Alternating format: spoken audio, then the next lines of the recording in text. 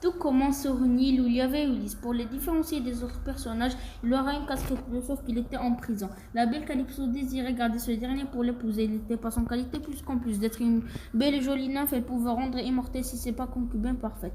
Logiquement, Ulysse ne devrait pas hésiter une seconde, sauf que Pénélope, il ne pensait qu'à elle, sa belle Pénélope, son épouse qui l'attend sur son île natale. Cette dernière, considérée comme veuve première à son prétendant, elle est très populaire qu'elle accepterait d'en épouser un qu'elle aura fini son tissage, sauf que le jour elle tisse, mais la nuit elle détisse pour faire croire que son travail est toujours en cours d'avancement. Cela fait déjà 3 ans qu'elle ambitionne ce labeur fictif dans l'espoir que Ulysse arrive enfin. Ulysse, quant à lui, ça fait déjà 7 ans qu'il est resté en prison chez Calypso, mais ce jour-là, il allait avoir un changement.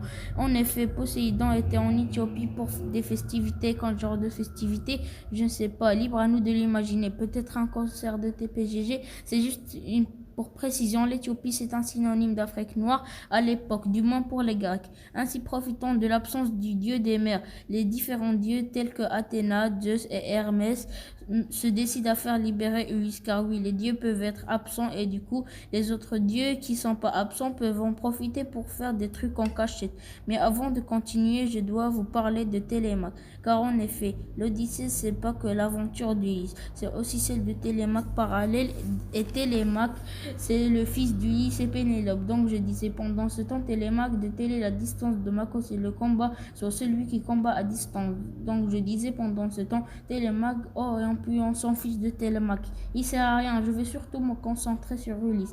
Car Télémaque ne va que blablater avec des gens pour demander des nouvelles d'Ulysse et tout et tout. Revenons donc à Ulysse. Les dieux essaient de le libérer, mais ça prend du temps, blablabla, on passe les détails. Bon, Ulysse est enfin libéré, youpi. Il est donc invité à un repas où il devra raconter ses exploits. Ben oui, au moins il sert à quelque chose.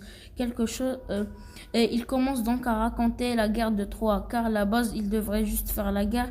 Il en profite pour raconter son acte le plus ambitieux où il a réussi à rentrer dans la ville de Troie en offrant un cheval en bois à la ville, mais en fait il était caché dedans. Et du coup la nuit avec ses soldats il en profita pour sortir foutre le bazar. Sûrement une de ces scènes les plus cultes, c'est la littérature antique. Ça fait bizarre de se dire que ce n'est en fin de compte qu'un simple flashback raconté par Ulysse.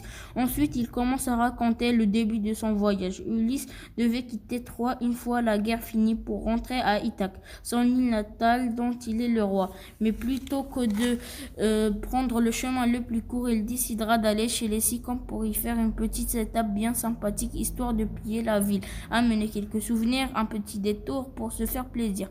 Sauf que les Sycompes vont se rebeller plutôt que de se laisser piller et Ulysse et ses hommes vont donc fuir vers le cap Malais, qui n'est pas loin d'Ithaque, mais là, une tempête va brusquement faire changer de direction le bateau d'Ulysse qui s'échouera dans un lieu inconnu, l'île des Lotophos, c'est-à-dire là où vivent les gens qui mangent des lotos, une plante apparentée au lotus après aux propriétés narcotiques. Les hommes d'Ulysse consommeront cette plante et en deviendront accros à tel point qu'ils ne voudront plus quitter la zone. Heureusement, Ulysse et son charisme de fou les incitera à quitter cette île. Ils vont vers le nord. Ils tombent sur une nouvelle terre où ils trouvent une grotte et Ulysse très malin s'examine. Et si on allait dans cette grotte? Parce qu'il faut dire qu'être perdu au milieu de la mer Méditerranée, c'est pas suffisant comme souci. Après, il faut dire aussi, c'est sûrement la nourriture qui les a attirés. Ils mangent, ils s'amusent, ils boivent du vin, car il y avait aussi du vin. Dans la grotte, puis arrive Polyphème. De Poly beaucoup et Phème parler, celui qui parle beaucoup, mais surtout le propriétaire de la grotte et de la nourriture qui était dedans. Et en plus, c'est un cyclope géant et anthropophage. De anthropophe, homme et phage manger celui qui mange les hommes. Bref, Polyphème, le cyclope, mange celui qui n'est pas très sympa ni fait prisonnier Ulysse et ses hommes dans la grotte. Il en profite pour en manger un ou deux. Mais Ulysse est super malin, c'est quand même lui qui a eu l'idée du cheval de Troie. Donc c'est pas le premier idiot venu. Il va proposer au cyclope de boire du bon vin offert par les Sycones. Juste pour rappel, les Sycones, c'est les gars qu'ils ont tenté piller au début du voyage. Le cyclope boit le vin qui est un bon vin bien fort. Il en profite pour demander le nom d'Ulysse. Mais quel est ton nom? Et la situation cultissime vahit Ulysse. Ben, je m'appelle Ulysse, pourquoi? Quoi? Mais non, c'est pas ça la rue Publiculte. On l'avait répété pourtant. Ah oui, oui, oui, on refait. Mais quel est ton nom? Mon nom est personne. Le cyclope s'endort après avoir bu le bon vin. Une fois assuré qu'il ne dort pas que d'un œil, Ulysse en profite pour jeter une flèche dans la pupille pour rendre Polyphème aveugle.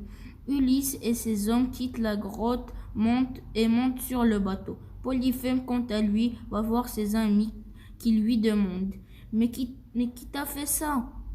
Personne. Ben alors si personne t'a fait ça, on peut y rien. Désolé. Une fois assez éloigné de la grotte, Ulysse en profite pour lui crier son vrai nom. Mon nom est Ulysse. Du coup, on peut en juger que dire tout à l'heure qu'il s'appelait personne n'a servi à rien.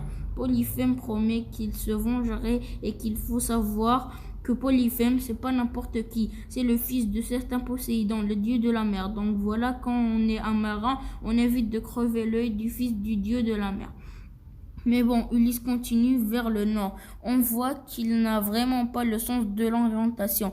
Il atterrit sur une île d'Éole, une île de bronze, et Éole offre du vent à Ulysse, sous forme de gourde. Oui, c'est possible. Ulysse continue donc son chemin sans encombre, vraiment, tout se passe bien. Il a même réussi à rejoindre Ithaque, son île natale. Et voilà, l'histoire se termine là. Allez, bonne nuit.